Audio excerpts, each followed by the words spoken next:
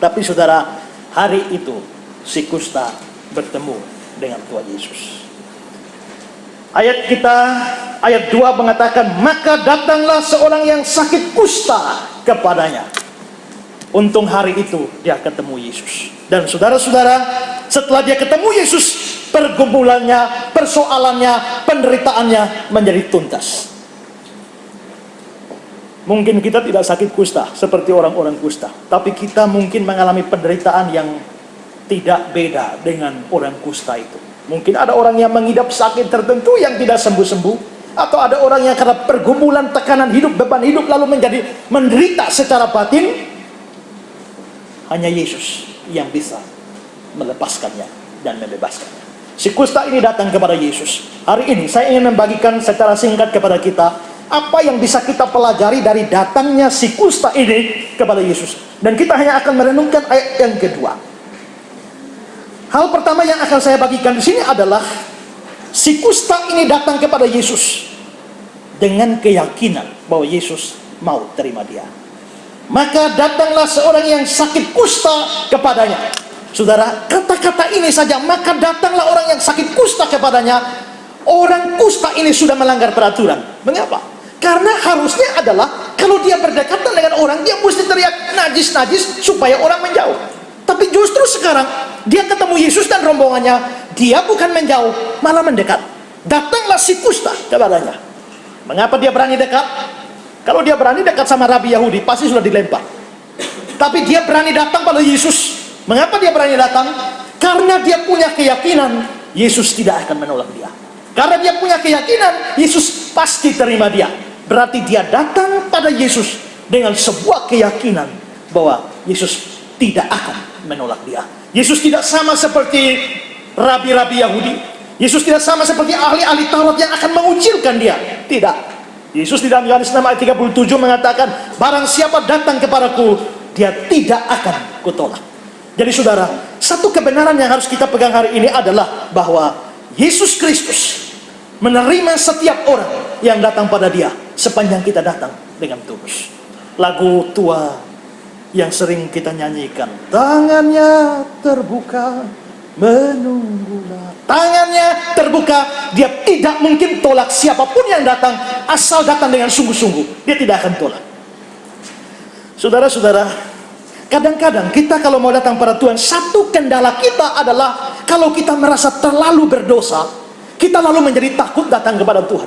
Apalagi saudara, kalau saudara berdosa, lalu saudara rasa berdosa, hari Minggu pergi ke gereja, di depan mata ini, hari Senin buat lagi.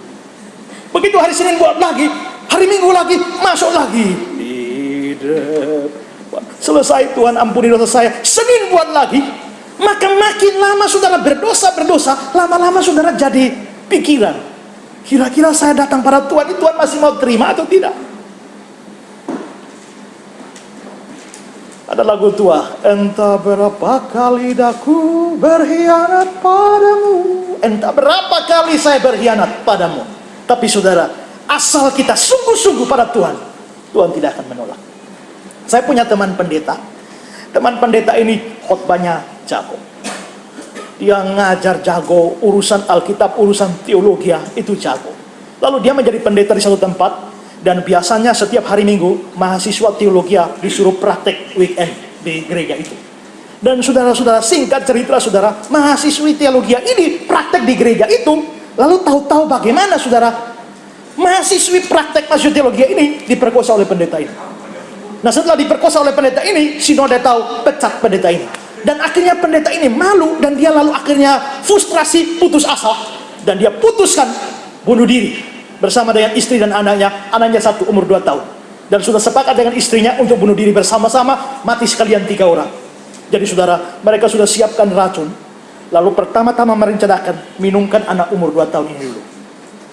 Habis itu istrinya, dan dia penutup, biar mati 3-3 kalau tidak bisa tanggung malu lagi. Dan pada saat racun sudah siap, mereka sudah berpelukan mau masukkan ke mulut anak ini. Anak umur 2 tahun ini nangis sejadi-jadi. Mereka kayak sadar, dan lalu akhirnya tidak jadi bunuh diri. Tapi saudara, dia begitu frustrasi, teman pendeta ini, dia kembali mabuk-mabukan, kembali kepada hidup yang lama, dia pensiun jadi pendeta dan sebagainya. Saya telepon, tidak mau terima. Saya kunjungan juga tidak mau terima saya. Dia bilang, dia cuma sampaikan pesan, Ezra, jauhi saya. Mengapa? Saya sudah tidak layak di hadapan Tuhan lagi. Tuhan tidak mungkin mau terima saya lagi, orang model seperti ini. Saya tidak kesulitan omong pada dia. Akhirnya saya bikin surat pada dia. Saya bilang, Mas, mungkin Mas tidak yakin bahwa Tuhan Yesus mau mengampuni. Tapi dengarlah apa yang saya bilang ini. Kekhawatiran kita bahwa Tuhan tidak mau menerima kita, itu sama dengan kekhawatiran seekor ikan. Jangan sampai air laut habis, karena tiap hari saya minum. Kekhawatiran itu seperti kekhawatiran seekor burung. Jangan sampai udara habis, karena tiap hari saya hidup. Tidak. Dosa kita tidak pernah menghabiskan rahmat Tuhan. Dosa kita tidak pernah menghabiskan kasih dan pengampunan Tuhan. Lagu yang kita nyanyi, sejauh timur dari barat, lalu dia melemparkan dosa kita. Timur dari barat itu sejauh apa? Ya, coba saudara pergi ke timur, dapat ujungnya, terus kalau ketemu ujungnya terus lagi ke timur, terus lagi ke timur, nanti sampai Timur Leste. Sampai Timur Leste lagi, ada timur lagi, ada timur lagi. Sejauh timur dari barat, Tuhan lemparkan dosa kita jauh ke dalam tubir laut. Apa itu tubir laut? Saya pernah tanya sama orang-orang pemuda, apa itu tubir laut? Siapa yang tahu angkat tangan? Dia angkat tangan. Apa itu tubir laut? Dia bilang, tubir laut itu adalah laut untubir. Saya bilang begini, saya bisa tumbuh lubung bibir. Tubir laut itu saudara, dasar laut. Tapi di dalam dasar laut itu ada semacam terowongan lagi di dalam, dan itu disebut tubir laut. Dan Tuhan melemparkan dosa kita jauh ke dalam tubir laut sampai tidak bisa terangkat kembali. Orang kalau ampuni saudara, dia ampuni. Tapi kalau saudara bikin ulang lagi, dia bilang, "Su lupa."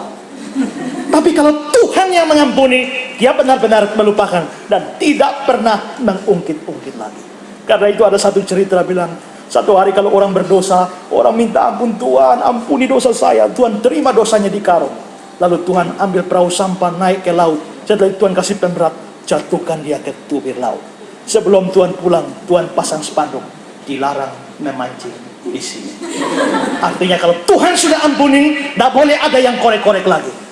Poin saya di sini adalah bahwa Kristus akan menerima kita asalkan kita datang sungguh-sungguh. Dia tidak pernah menolak siapapun. Sehina apapun kita, serendah apapun kita, semenderita apapun kita, seberdosa apapun kita, Kristus berkata, barang siapa datang kepadaku, dia tidak akan kubuang. Si kusta ini datang kepada Yesus dengan keyakinan bahwa Kristus mau menerima dia.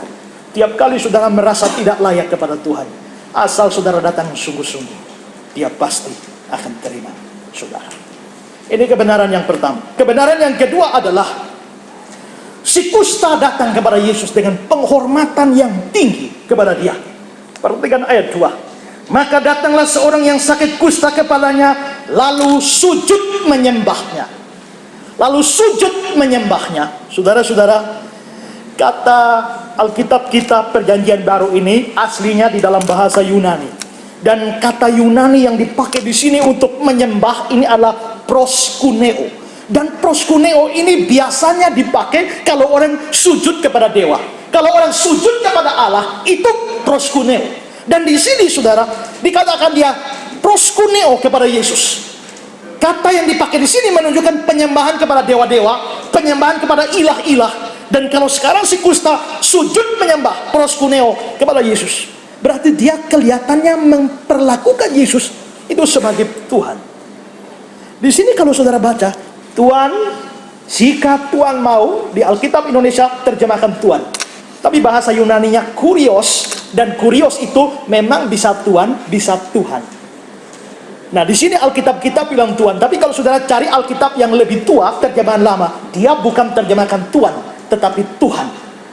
Jadi kalau di sini dia menganggap kurios Tuhan, lalu dia proskuneo sujud menyembah.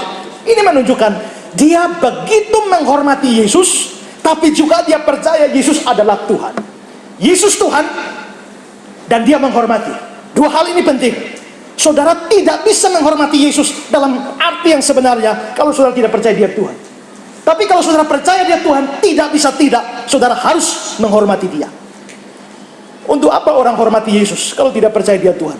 Tanya saksi Yehova, percaya Yesus? Percaya. Ya, tapi hormati Yesus? Hormati. Percaya Yesus? Ya, tapi dia hanya malaikat. Orang saksi Yehova percaya Yesus cuma malaikat, penghulu malaikat. Tanya orang Islam, hormati Yesus? Ya.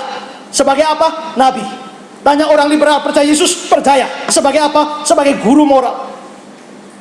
Jadi mereka memang menghargai Yesus, tapi tidak percaya dia Tuhan. Sebaliknya, ada banyak orang Kristen yang percaya Yesus Tuhan, Yesus Allah, tapi tidak menghormati dia.